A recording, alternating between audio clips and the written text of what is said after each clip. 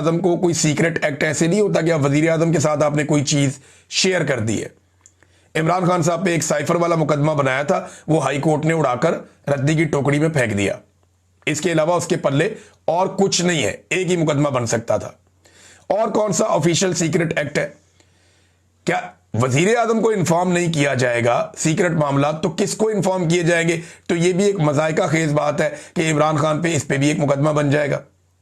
और एक चीज मैं आपको और बता दूं कि इमरान खान साहब पे अगर किसी एक चीज में भी मुकदमा बनाना है और उन्हें फौजी अदालत में लेकर जाना है, तो आलमी सतह के ऊपर इतना रोला बनेगा और पाकिस्तान के अंदर इतना रोला बनेगा कि जो ये फैसला करेगी तो मिलिट्री एस्टेब्लिशमेंट ही करेगी ना।